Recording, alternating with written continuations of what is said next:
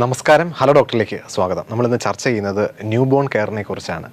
ഈ വിഷയം ചർച്ച ചെയ്യാനായി നമ്മോടൊപ്പം ഉള്ളത് സൺറൈസ് ഹോസ്പിറ്റലിലെ സീനിയർ കൺസൾട്ടൻറ്റ് പീഡിയാട്രീഷ്യനും അതുപോലെ തന്നെ നിയോനെറ്റോളജിസ്റ്റുമായ ഡോക്ടർ ഫ്രാൻസിസ് ചെറിയാനാണ് ഇപ്പോൾ നമ്മോടൊപ്പം ഉള്ളത്.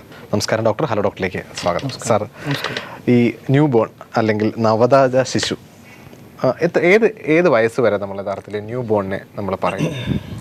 എത്ര ആഴ്ച വരെ നമുക്ക് ഒരു ന്യൂ ബോൺ ആയിട്ട് നമ്മൾ കണക്കാക്കും? ഒരു കുട്ടി ജനിച്ച് മുതൽ 14 വയസ്സ് വരെയുള്ള കുട്ടികളെ നോക്കുന്ന ഒരാളെയാണ് നമ്മൾ ശിശുരോഗ വിദഗ്ധൻ എന്ന് പറയുന്നത്. ഇതിൽ തന്നെ ശിശുരോഗ പീഡിയാട്രീഷ്യൻ നിന്ന് നമ്മൾ പറയുന്നത്, നമ്മൾ ജനിച്ച ഉടനെ തൊട്ട് 14 വയസ്സ് വരെയുള്ള കുട്ടികളെ നോക്കുന്ന ഒരാളെയാണ് പീഡിയാട്രീഷ്യൻ എന്ന് പറയുന്നത്. IAP ആദ്യം അത് 12 വയസ്സ് വരെ ആയിരുന്നു, അത് 14 വയസ്സ് വരെ കൂട്ടി. ഏതൊരു പീഡിയാട്രീഷ്യൻ്റെ അടുത്തും അല്ലെങ്കിൽ ഒരു ശിശുരോഗ വിദഗ്ധൻ്റെ അടുത്തും നമ്മൾ ഒന്ന് ആധികാരികമായിട്ട് ചോദിച്ചു കഴിഞ്ഞാൽ അവരുടെ ക്ലിനിക്കൽ പ്രാക്ടീസിൽ അല്ലെങ്കിൽ അവരുടെ ചികിത്സാ രീതിയിൽ അവരുടെ ഉടനീളമായ ജീവിതത്തിൽ ഏറ്റവും കൂടുതൽ വെല്ലുവിളികൾ നേരിട്ടിട്ടുള്ള ഒരു മേഖല ഏതാണെന്ന് ചോദിച്ചു കഴിഞ്ഞാൽ എനിക്ക് തോന്നുന്നില്ല ഒരു പീഡിയാട്രീഷ്യനും മറിച്ച് പറയുമെന്ന്. എല്ലാവർക്കും നിയോനെറ്റൽ പീരീഡ് അല്ലെങ്കിൽ ന്യൂ ബോൺ പീരീഡ് അല്ലെങ്കിൽ നവജാത ശിശുവിൻ്റെ നോക്കാനും പരിചരിക്കാനുള്ള ബുദ്ധിമുട്ട് തന്നെയാണ് ഏറ്റവും കൂടുതൽ. എത്ര ഏജ് ഗ്രൂപ്പാണ് നമ്മൾ നവജാത ശിശു എന്ന് പറയുന്നത്, ന്യൂ ബോൺ അല്ലെങ്കിൽ നിയോനേറ്റ് എന്ന് പറയുന്നത്?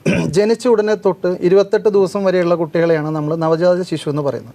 അതിൽ ആദ്യത്തെ 7 ദിവസം വരെയുള്ള കുട്ടികളെ നമ്മൾ ഏർലി നിയോനേറ്റൽ പീരീഡ് എന്നും, പിന്നെ 7 ദിവസം തൊട്ട് 28 ദിവസം വരെയുള്ള കുട്ടികളെ ലേറ്റ് നിയോനേറ്റൽ പീരീഡ് എന്നും പറയും. ഒരു അമ്മയുടെ ഗർഭപാത്രത്തിൽ നിന്ന് കുട്ടി 40 ആഴ്ച അല്ലെങ്കിൽ 250 ദിവസം കഴിഞ്ഞിട്ട് പുറത്തോട്ട് ഈ ലോകത്തോട്ട് വരുമ്പോൾ ഒരുപാട് പ്രതികൂല സാഹചര്യങ്ങൾ അവനെ കാത്തിരിക്കുന്നു, അവളെ കാത്തിരിക്കുന്നു. അപ്പോൾ അതിൽ ഇപ്പോൾ ഒരു 100 കുട്ടികൾ ജനിക്കുകയാണെങ്കിൽ അതിൽ ഒരു 90 കുട്ടികളും ഇത് അഭിമുഖീകരിക്കും. വലിയ കുഴപ്പമൊന്നുമില്ലാണ്ട് ഈ അന്തരീക്ഷത്തിനോട് അവർ ഒത്തുചേരും, കുഴപ്പമൊന്നുമില്ലാണ്ട്. പക്ഷേ ഒരു 10% കുട്ടികൾ അവർക്ക് ഈ അന്തരീക്ഷത്തിനോട് യോജിക്കാനും ബുദ്ധിമുട്ടുകൾ കാണാറുണ്ട്. ഇപ്പം ഞാനിപ്പോൾ വർക്ക് ചെയ്യണ ആശുപത്രിയിൽ ഞാനിപ്പോൾ ഒരു മാസം 100 കുട്ടികളെ കാണാറുണ്ട്. അതിലൊരു 100 കുട്ടികളിൽ 10 കുട്ടികളെങ്കിലും നമുക്ക് ബുദ്ധിമുട്ടായിട്ട് വരാറുണ്ട്. ഈ കുട്ടികൾക്ക് നമ്മൾ ട്രാൻസിഷണൽ ഫെയിലിയർ എന്ന് പറയും. അങ്ങനത്തെ കുട്ടികളെ നമ്മൾ ഇൻറ്റൻസീവ് കെയർ യൂണിറ്റിൽ, അതായത് NICUവിൽ കിടത്തി പരിചരിക്കേണ്ട ഒരു ആവശ്യകത വരാറുണ്ട്. തീർച്ചയായിട്ടും സാർ, സാധാരണ ന്യൂ ബോണിനെ എടുക്കുമ്പോൾ ഒരു കുട്ടി ജനിച്ച ഉടനെയുള്ള പ്രശ്നങ്ങളിലേക്ക് തന്നെ നമുക്ക് ആദ്യമേ പോകാം. സാധാരണഗതിയിൽ പുതിയ കുട്ടി ജനിച്ച ഉടനെ എല്ലാവരും ചോദിക്കുന്നതാണ്, ജനിച്ച ഉടനെ കുട്ടി കരഞ്ഞോ എന്നുള്ളത്. അത് എത്രത്തോളം ഇമ്പോർട്ടൻസ് ആണ്? നല്ലൊരു ചോദ്യമാണ്. നമ്മൾ ആക്ച്വലി ഒരു പീഡിയാട്രീഷ്യൻ അല്ലെങ്കിൽ ഒരു നിയോനെറ്റോളജിസ്റ്റ് നമ്മളൊരു ലേബർ റൂമിൽ അല്ലെങ്കിൽ ഒരു തിയേറ്ററിൽ സിസേറിയൻ സെക്ഷൻ ഒരു കുട്ടിയെ കാത്തു നിൽക്കുമ്പോൾ എല്ലാ പീഡിയാട്രീഷ്യനും നിയോനെറ്റോളജിസ്റ്റിനും മനസ്സിൽ ശരിക്കും പറഞ്ഞാൽ ടെൻഷൻ തന്നെയാണ്. കാരണം ഈ 10 കുട്ടികളാകുമോ ഈ വരുന്ന കുട്ടി എന്നുള്ളൊരു ടെൻഷൻ നമുക്ക് നന്നായിട്ടുണ്ട്. അതിൽ ഏറ്റവും എങ്ങനെയാണ് ഒരു കുട്ടി കുഴപ്പമില്ലേ കുഴപ്പമുണ്ടോ എന്നറിയുക എന്നുള്ളതിന് വളരെയധികം പ്രധാനപ്പെട്ട ഒരു ചോദ്യം തന്നെയാണ്. ഏറ്റവും ആദ്യം പറയേണ്ടത് കരച്ചിൽ തന്നെയാണ്. ഒരു കുട്ടി കരഞ്ഞു എന്ന് വെച്ച് കഴിഞ്ഞാൽ അതിൻ്റെ ഹാർട്ട് റേറ്റ് എങ്ങനെ പോയാലും 120 മേലെയാണ്. അപ്പോൾ ആ കുട്ടിക്ക് ഒരു 90% കുഴപ്പങ്ങളൊന്നുമില്ല. രണ്ടാമത്തെ കാര്യം പറയുകയാണെങ്കിൽ അതിൻ്റെ ഹാർട്ട് റേറ്റ് എങ്ങനെയെങ്കിലും 120 മേലെയാണെങ്കിൽ നമുക്ക് ഒരുമാതിരി രക്ഷപ്പെട്ടു എന്ന് വേണമെങ്കിൽ പറയാം. പിന്നെ അതിൻ്റെ ടോൺ, മസിൽ ടോൺ, പിന്നെ അതിൻ്റെ കളർ, പിങ്ക് കളറാണെങ്കിൽ നല്ലൊരു പ്രോഗ്നോസിസാണ്. പിന്നെ പറയുന്നതാണ് അതിൻ്റെ ആക്ടിവിറ്റി, പിന്നെ പറയുന്നതാണ് കുട്ടിയുടെ തൂക്കം. നമ്മുടെ ആവറേജ് ഒരു ഇന്ത്യൻ കുട്ടീനെ എടുക്കുകയാണെങ്കിൽ എങ്ങനെ പോയാലും 2.8 to 3 kg ആണ് ഒരു ആവറേജ് ഇന്ത്യൻ കുട്ടിയുടെ തൂക്കം.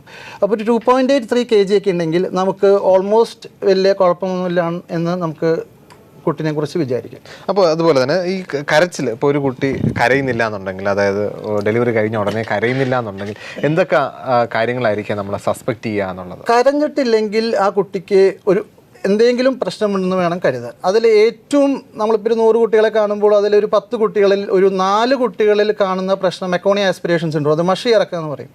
അത് കുട്ടി ഗർഭപാത്രത്തിൽ ഇരിക്കുമ്പോൾ തന്നെ മെക്കോണിയം പാസ് ചെയ്ത് അതേ ആസ്പിരേറ്റ് ചെയ്ത് അത് കുട്ടികളുടെ ലങ്സിൽ കയറി ശ്വാസമെടുക്കാനുള്ള ബുദ്ധിമുട്ട്.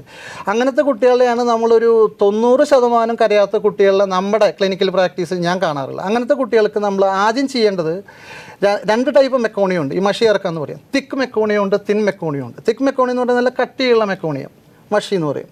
തിൻ മെക്കോണി എന്ന് പറഞ്ഞു കഴിഞ്ഞാൽ തിന്നായിട്ടുള്ള മെക്കോണി. തിൻ മെക്കോണിയം ആണെങ്കിൽ വലിയ കുഴപ്പമില്ല, നമുക്ക് ഒരു ഒ പി സെക്ഷനിങ് ഓറോഫാരഞ്ചൽ സെക്ഷനിങ്ങും ഒരു സ്റ്റൊമക് വാഷൊക്കെ കൊടുത്തു കഴിഞ്ഞാൽ നമുക്ക് ഒരുമാതിരിപ്പെട്ട കുട്ടീനെ കരയിച്ചെടുക്കാം. പക്ഷേ തിക്ക് മെക്കോണി ആണെങ്കിൽ നമുക്ക് ഇ ടി സെക്ഷനിങ് വേണ്ടി വരും. മീൻസ് നമ്മൾ ഒരു എൻഡോട്രിക്കൽ ട്യൂബ് ഇട്ടിട്ട് അന്നനാളത്തിലോട്ട് ഇട്ടിട്ട് നമ്മൾ സെക്ഷൻ വഴിയായിട്ട് ആ തിക്ക് മെക്കോണി വലിച്ചെടുത്ത് അതിനുശേഷം നമ്മൾ ഓറോഫാരഞ്ചൽ സെക്ഷനിങ്ങും സ്റ്റൊമക് വാഷും പിന്നെ ഒരു 3-4 ദിവസം നമ്മൾ ഓൾമോസ്റ്റ് നമ്മളൊരു ആൻറ്റിബയോട്ടിക് കൊടുക്കണം. പിന്നെ അപ് ടു ഒരു 14 ഡേയ്സ് നമ്മൾ ഓറൽ ആൻറ്റിബയോട്ടിക് കൊടുക്കേണ്ട ഒരു ആവശ്യകത കാണാറുണ്ട്. തീർച്ചയായിട്ടും. അതുപോലെ തന്നെ ഈ ന്യൂബോൺ ബേബിയുടെ പ്രധാനപ്പെട്ട ആൾക്കാരുടെ ഇടയിൽ ഒരു ചർച്ചയാവുന്നത് പ്രത്യേകിച്ച് ഈ മഞ്ഞ എന്ന് പറയുന്ന അസുഖമാണ്. അപ്പോൾ അത് പലപ്പോഴും ഡോക്ടർമാർ പറയാറുണ്ട് ഈ മഞ്ഞ കുഴപ്പമില്ല, ഇത്രയും മഞ്ഞ പ്രശ്നമില്ല എന്ന തരത്തിലേക്ക് പറഞ്ഞു കൊടുത്താൽ പോലും പലപ്പോഴും പേഷ്യൻസിനെ കൺവിൻസ് ചെയ്യാനായിട്ട് ബുദ്ധിമുട്ടുള്ളതായിട്ട് പല ഡോക്ടേഴ്സും പറഞ്ഞു കേട്ടിട്ടുണ്ട്. അത് വളരെ വളരെ നല്ലൊരു ചോദ്യമാണ്. നമ്മുടെ ക്ലിനിക്കൽ പ്രാക്ടീസിൽ ഏറ്റവും കൂടുതൽ കാണുന്ന മഞ്ഞ കളർ തന്നെയാണ്, ഒരു സംശയമില്ല. കാരണം നമ്മളൊരു കുട്ടീനെ റൗണ്ട്സ് എടുക്കുമ്പോൾ കാലത്ത് നമ്മൾ നോക്കുന്നത് ഡേ ലൈറ്റിൽ, അതായത് സൂര്യപ്രകാശത്തിൽ നമ്മൾ മഞ്ഞ കളർ ഉണ്ടോ ഇല്ലയോ എന്ന് നോക്കും. എങ്ങനെയാണ് നോക്കുക എന്ന് വെച്ച് കഴിഞ്ഞാൽ നമ്മൾ gentle pressure over the skin by blanch ചെയ്യുന്നുണ്ടോ ഇല്ലയോ നോക്കും. അതിലൊരു മഞ്ഞ കളർ ഉണ്ടെങ്കിൽ നമ്മൾ 2 ടൈപ്പ് മഞ്ഞ കളറുണ്ട്. ഇക്ടറിക് ബേബി എന്ന് പറയും, ഇക്ട്രസ് എന്ന് പറയും. അതിന് ഫിസിയോളജിക്കൽ ജോണ്ടിസും ഉണ്ട്, പെത്തോളജിക്കൽ ജോണ്ടിസും ഉണ്ട്. ഫിസിയോളജിക്കൽ ജോണ്ടിസ് ആണെങ്കിൽ സാധാരണ കാണാറുള്ള ഒരു മഞ്ഞപ്പിത്തമാണ്. അതിന് കുഴപ്പമൊന്നുമില്ല, ഒന്നും ചെയ്യൊന്നും വേണ്ട. സെക്കൻഡ് അവറിൽ നമ്മൾ ഫീഡ് ചെയ്തിട്ട് വെയിലൊക്കെ കുളിച്ച് കഴിഞ്ഞാൽ തന്നെ പോകും, നമുക്ക് ലൈറ്റിന് കീഴെ വെക്കേണ്ട ഒരു ആവശ്യകത ഒന്നും വരാറില്ല. പെത്തോളജിക്കൽ ജോണ്ടിസ് എന്ന് പറഞ്ഞു കഴിഞ്ഞാൽ ഇപ്പോൾ ABO ഇൻകമ്പാറ്റബിലിറ്റി, അതായത് കുട്ടി അമ്മ O ഗ്രൂപ്പും കുട്ടി AO അല്ലെങ്കിൽ BO അല്ലെങ്കിൽ RH ഇൻകമ്പാറ്റബിലിറ്റി എന്ന് വെച്ച് കഴിഞ്ഞാൽ അമ്മ നെഗറ്റീവ് ഗ്രൂപ്പും കുട്ടി പോസിറ്റീവ് ഗ്രൂപ്പ്, ഇങ്ങനത്തെ കുട്ടികളൊക്കെ നമ്മൾ ഹൈ സസ്പിഷനും കൂടി സംശയത്തോടു കൂടിയാണ് നോക്കുക. ഇങ്ങനത്തെ കുട്ടികൾക്കൊക്കെ നമ്മൾ മഞ്ഞ കളർ എത്രയും പെട്ടെന്ന് വരുന്നുണ്ടോ അത്രയും പെട്ടെന്ന് നമ്മൾ ലൈറ്റിൻ്റെ കിഴ വെക്കുകയും ആ മഞ്ഞ കളർ കുറയ്ക്കാനുള്ള വഴികൾ നോക്കുകയും നമ്മൾ ചെയ്യും. തീർച്ചയായിട്ടും സാർ, ഇത് പലപ്പോഴും ചോദിച്ചിട്ടുണ്ടാവാം ഈ മഞ്ഞ കളർ വരാതിരിക്കാനായിട്ട് അമ്മ എന്തെങ്കിലും ശ്രദ്ധിക്കണമെന്നുള്ളത്. പലപ്പോഴും വീട്ടിലെ മുതിർന്നവരൊക്കെ പറഞ്ഞിട്ടുണ്ട് ഈ ഗർഭിണിയായിരിക്കുമ്പോൾ വെയിൽ കൊണ്ട് കഴിഞ്ഞാൽ കുട്ടിക്ക് മഞ്ഞ ഉണ്ടാകില്ല എന്നുള്ള രീതിയിലുള്ള ചർച്ചകളും പലപ്പോഴും നടന്നിട്ടുണ്ട്. അതിലേതെങ്കിലും രീതിയിൽ വാസ്തവമുണ്ട്? സത്യം പറഞ്ഞു കഴിഞ്ഞാൽ ഈ വെയിൽ കൊള്ളിക്കണേൽ സത്യമായിട്ട് കാര്യമായിട്ട് ഒരു റോളുമില്ല. കുട്ടീനെ വെയിൽ കൊള്ളിക്കണേലും വലിയ റോളില്ല, അമ്മേനെ വെയിൽ കൊള്ളിക്കണേലും റോളില്ല. നമുക്കൊരു സൈക്കോളജിക്കൽ റിലീഫ് എന്ന് വെച്ച് കഴിഞ്ഞാൽ നമുക്കൊരു മനസമാധാനം, അത്രയേ ഉള്ളൂ. അല്ലാണ്ട് കാരണം വെയിലിലെ ഒരു പെർട്ടിക്കുലർ വേവ് ലെങ്ത്തുള്ള ലൈറ്റ് കുട്ടിയുടെ ത്വക്കിൻ്റെ മുകളിൽ വീഴുമ്പോൾ മാത്രമേ മഞ്ഞ കളർ അത് കുറയുള്ളൂ, ഫോട്ടോ ഐസോമറൈസേഷൻ വഴി. അല്ലാണ്ട് വെയിലിൽ, അതായത് സൺലൈറ്റിൽ അല്ലെങ്കിൽ സൂര്യപ്രകാശത്തിൽ ആ പ്രത്യേക കളറിലെ വേവ് ലെങ്ത്തുള്ള ലൈറ്റ് ഇല്ല. അതുകൊണ്ട് ഇത് വരാണ്ടിരിക്കാൻ സത്യം പറഞ്ഞാൽ പ്രത്യേകിച്ച് ഒന്നുമില്ല. പിന്നെ പണ്ടേ തൊട്ടുള്ള ആൾക്കാരും പറയണ ഒരു ഇത് നമ്മൾ ഫോളോ ചെയ്യുന്നു, അതായത് വെയിൽ കൊള്ളിച്ച് കഴിഞ്ഞാൽ മഞ്ഞ കളർ പെട്ടെന്ന് കുറയുന്നല്ലാണ്ട് ഇതിന് കാര്യമായിട്ടുള്ള ഒരു വലിയ കാര്യമായിട്ടുള്ള ഇമ്പോർട്ടൻസ് ഒന്നുമില്ല.